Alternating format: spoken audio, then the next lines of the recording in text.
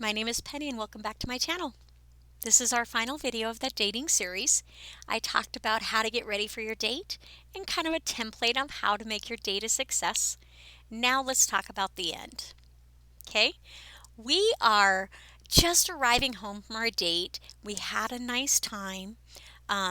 You enjoyed the experience, you created some memories, and you felt a connection to your date. Now what?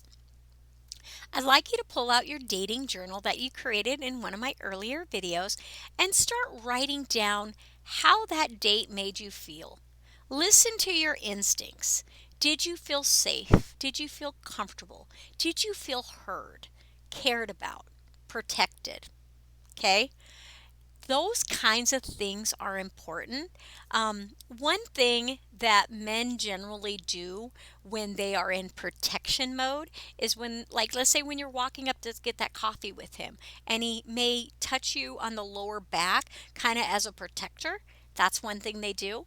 Another thing is most men will not face their back to the door because that's not a protector status. They're more likely to sit next to the wall. So make sure you allow them that opportunity to feel protective and recognize that as an instinct that they have. And that's a good instinct for you.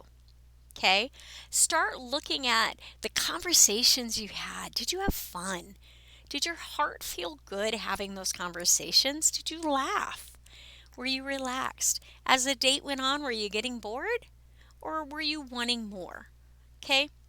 After you've documented, just a little bit in this little diary that you're making, close it up and just kind of enjoy the moment. You're still looking beautiful and you're just relaxing. You had a great time and just relax. Enjoy.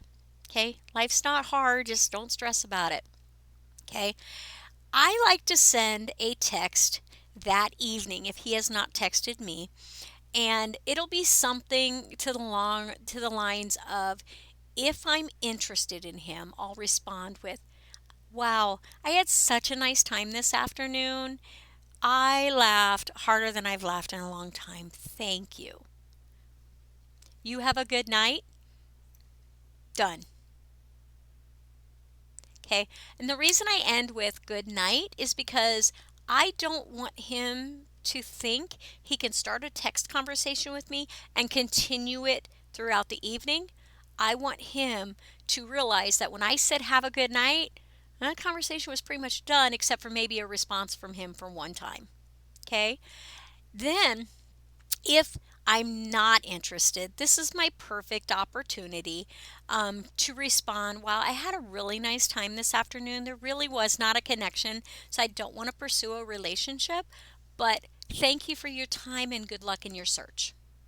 That lets him know you're not interested, you're not mad, you still had a good time, and it was an experience. Done. He may respond back with some questions and stuff. Just try and keep it simple. Like, I'm sorry. I really don't feel like there was a connection. So I'm going to end this conversation here and be done. There's no reason to go back and forth arguing about whether there's connection. Now, if you did not know if there was connection based on, or you just don't know if you want to go on that second date, but he's already asked you for the second date, what do you do? The next day, you had promised to get back to him, and can I get back to you tomorrow? Get back to him tomorrow and say, I gave it some thought. I absolutely would love to go on that date.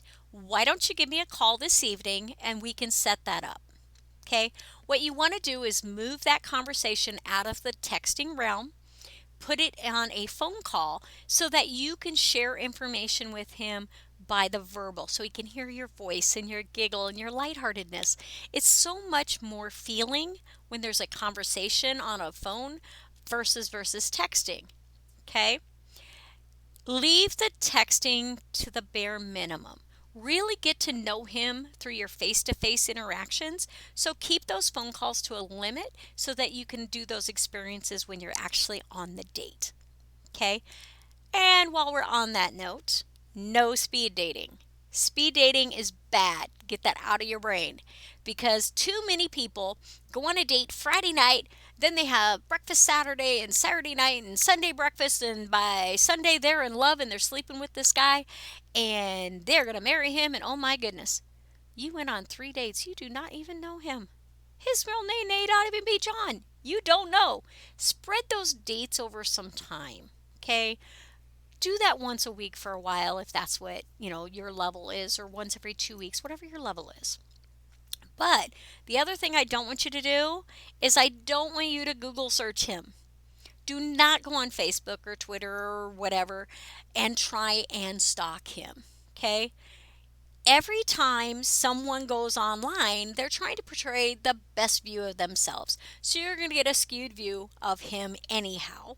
If you go on Google, you may not have enough information. Maybe his name is John Johnson. There's a million John Johnsons. You could pick up the wrong one, and now what? Now you're accusing him of being a murderer, and he's never even written a bad check. Okay? Don't Google search him. We're going to trust our instincts for the first couple dates and kind of base our decisions based on that alone. We are going to do a little bit of researching later on, but not on dates 1 through 4. 1 through 4 is about feeling comfortable and feeling your body and yourself, trusting your instincts, okay? A lot of folks have gotten away from doing this, and it's vital that you start to get back in tune with yourself and start trusting yourself, because you really are a wise person and you are amazing. And if you gave yourself credit, you would do it. Also, if you listen to your little voice on the inside, and if it's telling you, dude, no, no, it's a red flag, don't do it. For example, I will not ever date a man that's been married for 25 plus years and is recently divorced. I've tried it twice.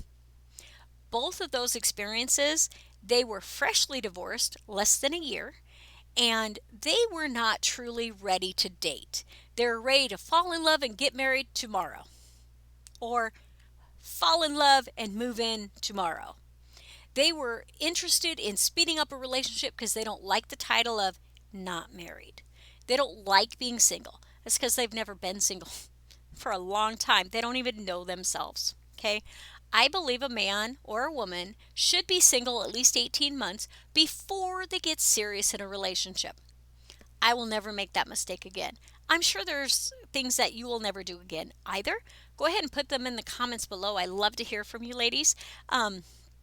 So we've got the journal, we got our thinking, and we're going to bed tonight.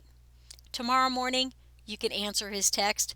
Just make sure you tell him, hey, call me tonight at such and such, and we'll make plans for that date. Ladies, you have a great night. I really had fun making this series. And if there's more stuff you want to know, just put it in the comments below and I'd be happy to help you guys out. Thanks and have a great night. Bye.